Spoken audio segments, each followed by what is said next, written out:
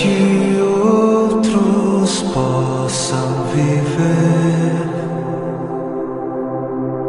vale a pena morrer, para que outros possam viver.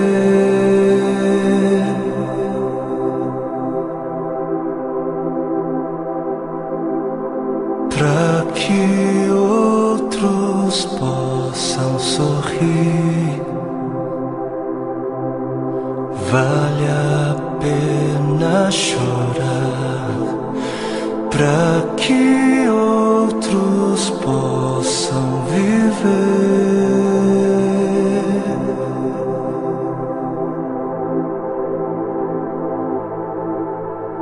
Portanto, visto que temos este ministério pela misericórdia que nos foi dada, não desanimamos.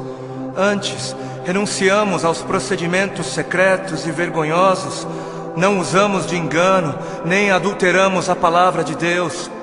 Ao contrário, mediante a clara exposição da verdade, recomendamo-nos à consciência de todos diante de Deus. Pois não pregamos a nós mesmos, mas a Jesus Cristo, o Senhor, e a nós como escravos de vocês por causa de Jesus. De todos os lados somos pressionados, mas não desanimamos. Ficamos perplexos, mas não desesperados. Somos perseguidos, mas não abandonados. Abatidos, mas não destruídos. Trazemos sempre em nosso corpo o morrer de Jesus, para que a vida de Jesus também seja revelada em nós. Pois nós que estamos vivos, somos sempre entregues à morte por amor a Jesus, para que a sua vida também se manifeste em nosso corpo, de modo que em nós atua a morte, mas em vocês a vida. Por isso não desanimamos, embora exteriormente estejamos a desgastar-nos, interiormente estamos sendo renovados dia após dia, pois os nossos sofrimentos leves e momentâneos estão produzindo para nós uma glória eterna que pesa mais do que todos eles. Assim, fixamos os olhos não naquilo que se vê, mas no que não se vê, pois o que se vê é transitório, é passageiro, mas o que não se vê é eterno. Para que outros possam viver, vale a pena morrer.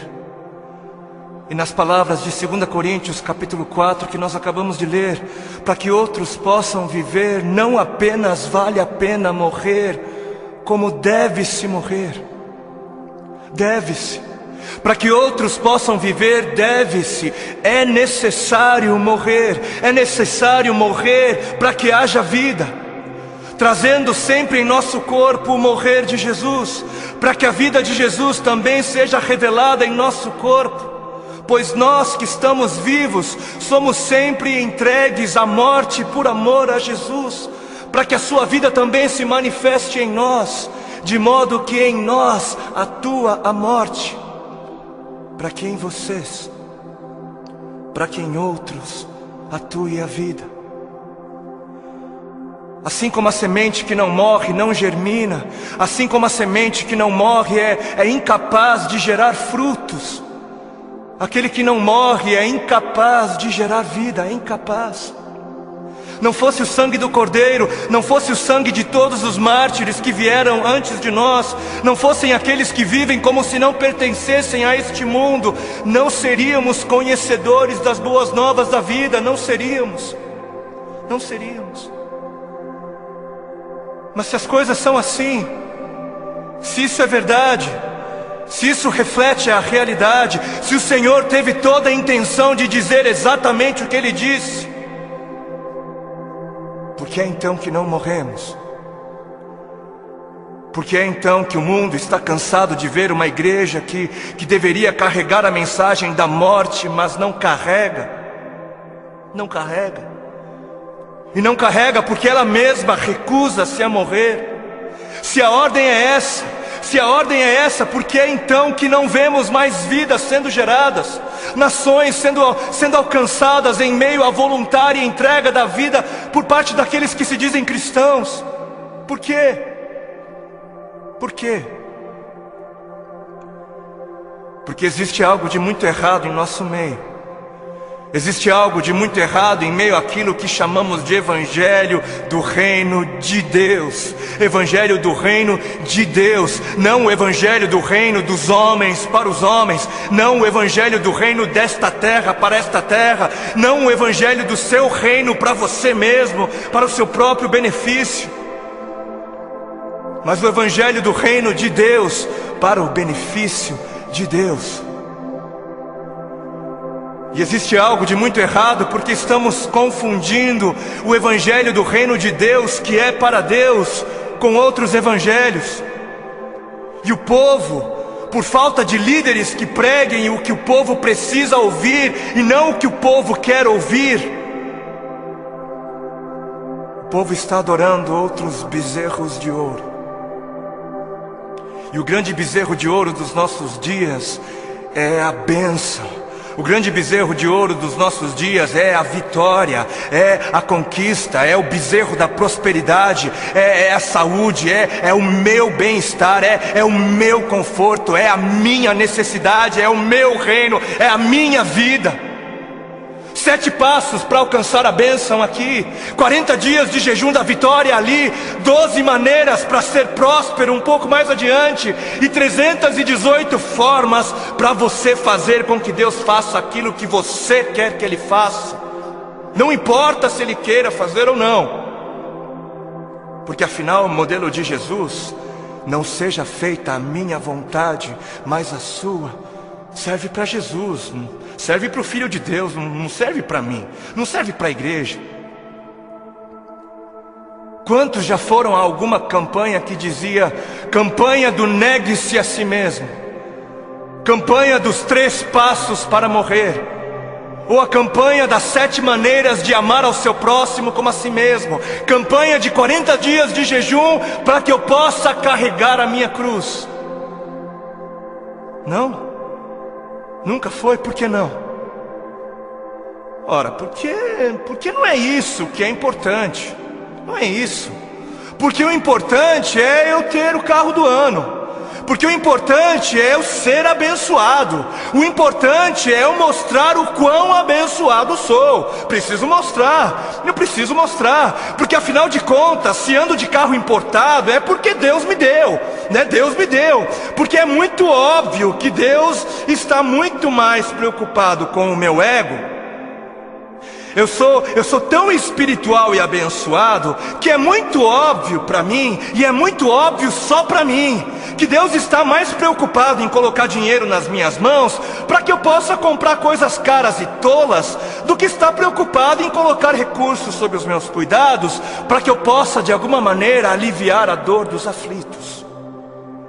Porque Deus é tão bom para mim, Deus é tão sábio, Ele é tão misericordioso, que Ele prefere que eu compre para mim o meu 100º par de sapatos. Ele prefere, Ele prefere que eu faça isso mais do que prefere que eu compre algumas marmitas para dar de comer às crianças de rua. Porque o importante é eu encher o meu celeiro até onde der. O importante é o meu reino, é a minha justiça. Eu trabalhei, eu suei. Não foi Deus quem me deu, não foi Deus quem me abençoou, não foi eu quem ganhei. É justo, eu trabalhei, é meu. Porque o importante é eu viver como se não houvesse morte. E Deus que me livre de pensar em morte. Coisa negativa não é de Deus. O importante é eu viver como se não houvesse morte, para que quando a minha hora chegar, eu venha morrer como alguém que nunca quis viver. Porque está escrito na palavra de Deus em Marcos, no capítulo 8 e Mateus 16. Então Jesus começou a ensinar-lhes que era necessário que o Filho do Homem sofresse muitas coisas e fosse rejeitado pelos líderes religiosos, pelos chefes dos sacerdotes e pelos mestres da lei, fosse morto e 3 dias depois ressuscitasse. Ele falou claramente a esse respeito. Então Pedro chamando-o à parte, começou a repreendê-lo. Vejam como desde o início a igreja se escandalizou com a mensagem da morte. Jesus, porém, voltou-se, olhou para os seus discípulos e repreendeu Pedro, dizendo: arreda, Satanás, você não pensa nas coisas de Deus, mas nas coisas dos homens. Você não está de olho no reino de Deus, mas está de olho no reino dos homens. Então ele chamou a multidão e os discípulos e disse: se alguém quer vir após mim, negue-se a si mesmo, tome a sua cruz e siga-me. Se quiser, se alguém quiser. Porquanto quem quiser salvar a sua vida, perdê-la-á. Mas quem perder a vida por minha causa, achá-la-á. Pois o que aproveitará o homem se ganhar o mundo inteiro e perder a sua alma? Ou o que dará o homem em troca da sua alma? Porque o Filho do Homem, o Filho de Deus, há de vir na glória de seu Pai. Ele há de voltar com os seus anjos, e então retribuirá a cada um conforme as suas obras.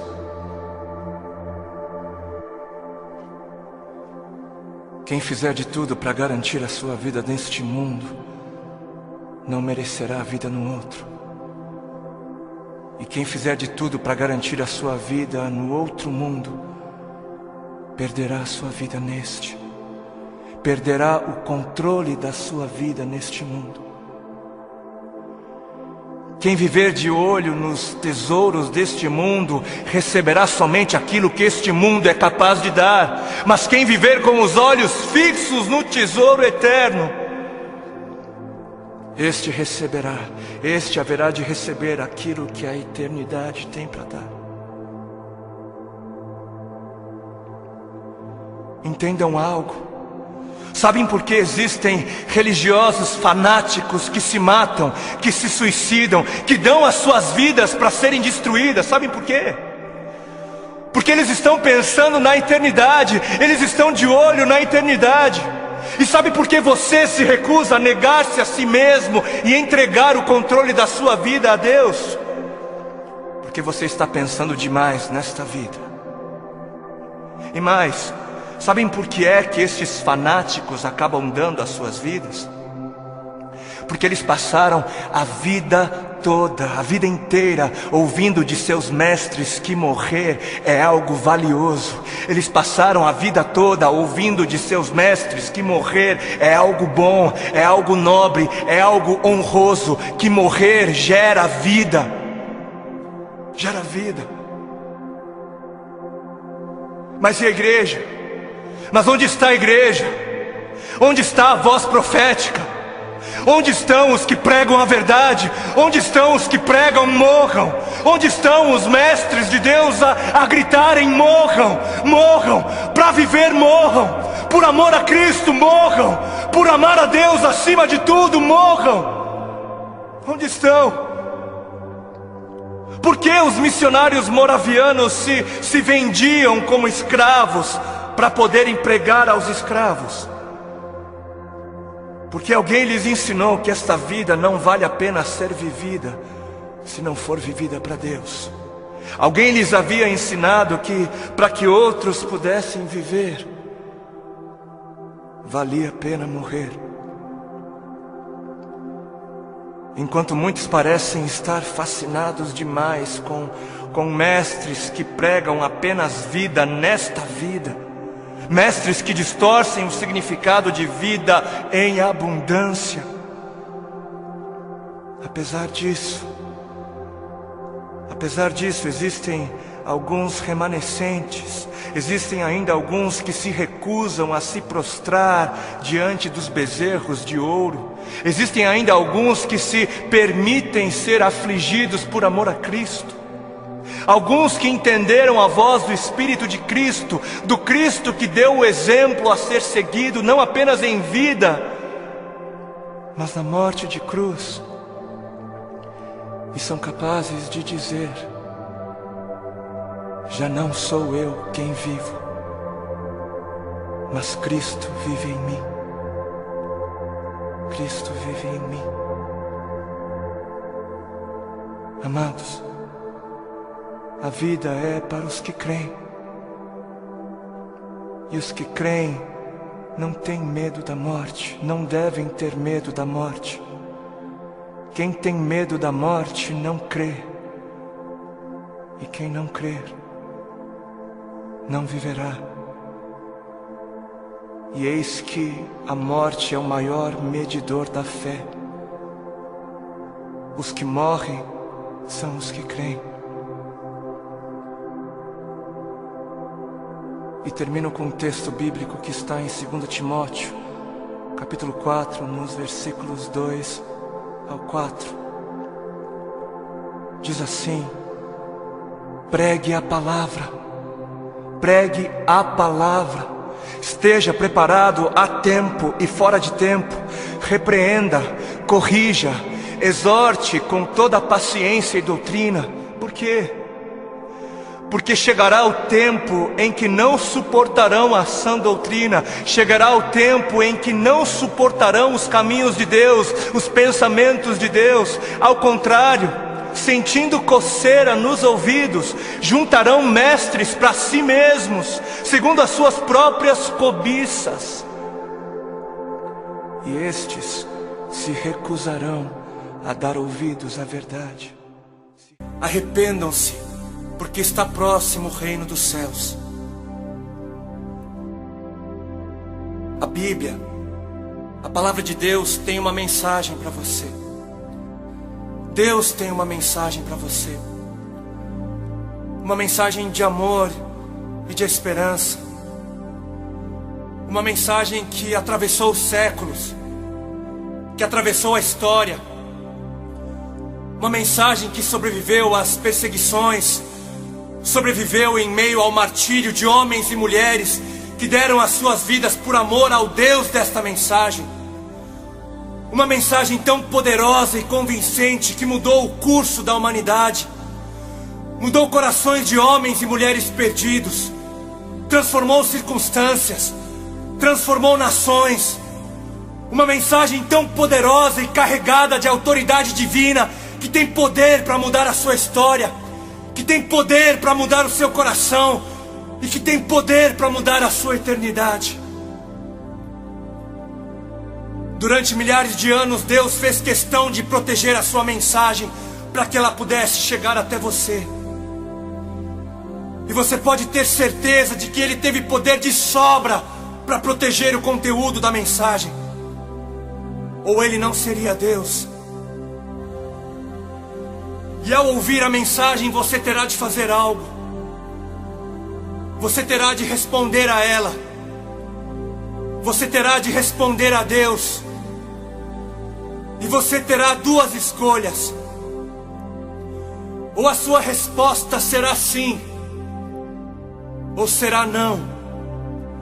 Ou você aceitará a mensagem de Deus para a sua vida, ou você irá rejeitá-la. Mas que mensagem é esta? Que mensagem é esta que Deus teve o cuidado de guardar até os dias de hoje? A mensagem diz respeito a quem Ele é. E a Bíblia diz que Ele é amor. Ele diz que te ama. Ele te ama. E te ama não com o amor que o mundo tem para dar, mas te ama com o amor perfeito, com o amor de um Deus perfeito, que se revelou como um Pai perfeito. E você pode muitas vezes não entender esse amor, e nem deve tentar, porque o amor de Deus Pai por você não foi idealizado para ser compreendido, mas para ser aceito. Amor não se entende, amor não se compreende, amor se aceita, se recebe. E qual será a sua resposta diante do amor de Deus? No trecho que acabamos de ler, você vai perceber traços desse amor divino. O povo que jazia em trevas, o povo que estava morto em trevas, viu grande luz, viu o grandioso brilho da sua luz. Mas você pode perguntar: o que tem a ver as trevas comigo? E a resposta é que a Bíblia diz que todos pecaram. E a resposta é que a Bíblia diz que todos somos pecadores. E a Bíblia diz que não há um justo sequer. E que os nossos atos de justiça são como trapos imundos que refletem apenas o nosso interior pecaminoso. E se você parar para pensar, se você realmente olhar para dentro de você, você vai ver que tudo isso é verdade. Você vai perceber que será impossível se achegar à presença de Deus um dia e dizer a Ele: mas eu não tenho pecado. Eu sou uma pessoa tão boa, tão pura. Eu nunca fiz mal a ninguém. Eu nunca pequei. E a Bíblia diz mais. Ela diz que o pagamento pelo pecado é a morte. A morte. E por isso nada do que você possa fazer poderá apagar os seus pecados. Nada. As suas boas ações não têm poder para apagar os seus pecados. O não fazer mal a ninguém não tem poder para apagar os seus muitos pecados. Porque o pecado é mortal.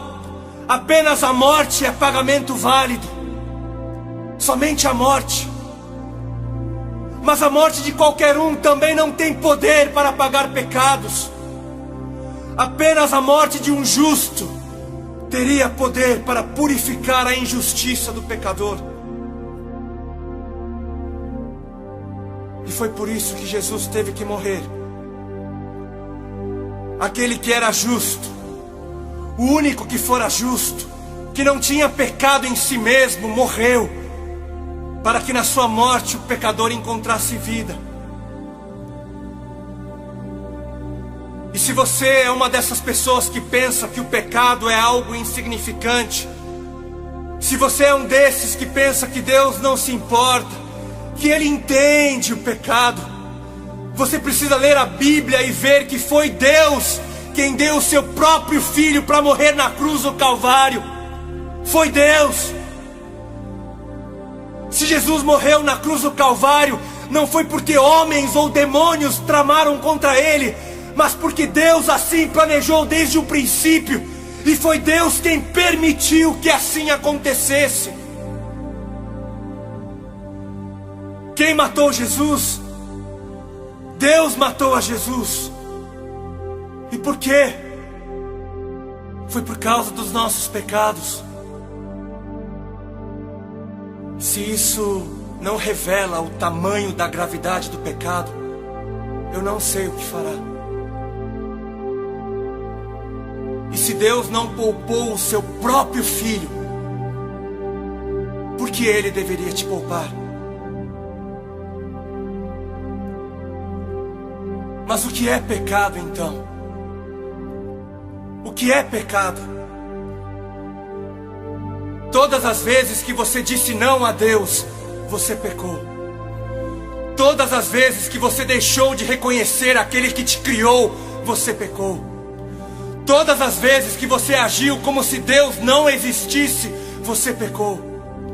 A cada momento que você vive apenas para você e somente para você e não vive para Deus, você está pecando.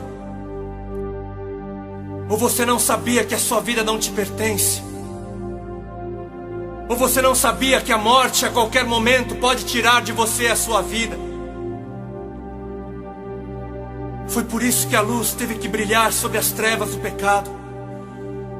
Foi por isso que Deus teve que intervir e entrar em nossa escuridão. Sem a luz nem perceberíamos o quanto estávamos perdidos. Mas por amor, Ele brilhou. E quando a luz brilhou, quando Jesus brilhou, Ele brilhou dizendo: arrependam-se, arrependam-se, arrependam-se, porque perto está o reino dos céus. Arrependam-se, porque perto está a hora quando não mais poderão se arrepender. Arrependam-se, porque perto está a hora quando todo pecado será julgado e com ele o pecador. Arrependam-se, porque perto está a hora quando Deus se levantará em glória, poder e majestade, e todos o verão e dirão: Santo, Santo, Santo é o Senhor, o Todo-Poderoso. A mensagem pode parecer dura, e você pode até dizer: mas onde está esse Deus de amor? Que mensagem dura! Onde está o Deus de amor? Eu quero o Deus de amor. Mas o Deus de amor está no mesmo lugar onde se encontra o Deus da santidade, da justiça. O Deus de amor se encontra no mesmo lugar onde está o Deus da verdade. Porque o Deus que é amor é o Deus que é santo. Porque o Deus de amor é também o Deus da verdade. E que amor diria que tudo está bem quando tudo na verdade não está? Que amor trairia com uma mentira que levaria à morte? Que amor não ensinaria o caminho da vida? O Deus de amor não mascara a realidade. Deus não é mentiroso. E quando Ele vê que alguém está em trevas, Ele diz: arrependa-se. Ele avisa. É por amor que Ele avisa. Ensina. E o que é arrependimento? Arrependimento não é remorso. Arrependimento não é peso na consciência. Arrependimento não é sentimento de culpa. Nada disso leva a mudança de vida. Arrependimento é uma mudança das trevas para a luz. Arrependimento é viver dizendo não ao pecado. Arrependimento é viver dizendo não para você mesmo. Arrependimento é viver dizendo sim para Deus.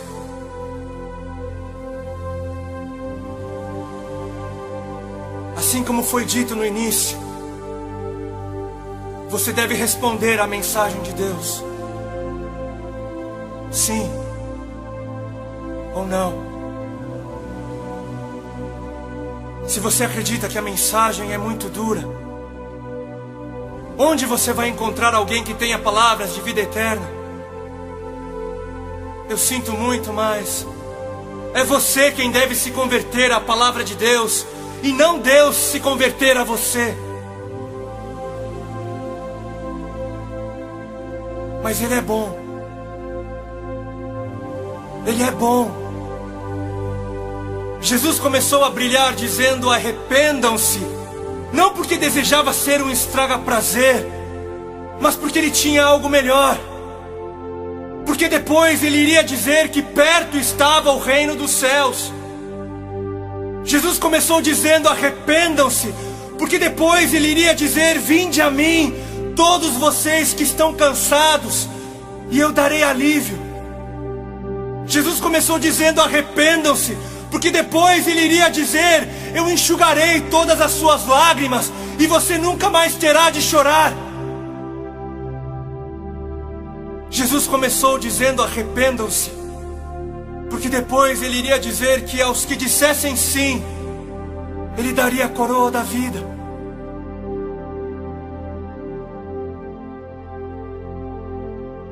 E agora chegou o momento de você responder. Qual será a sua resposta diante de Deus?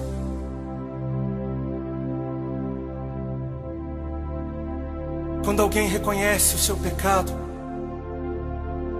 quando alguém reconhece que não é tão bom assim, então este alguém está a um passo de ter um encontro com o Senhor.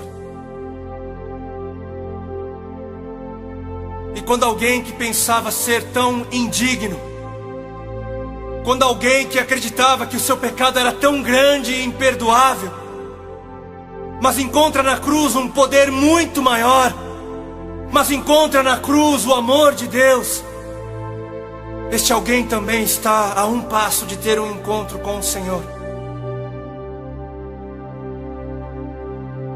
Se você é este alguém, venha para o Senhor.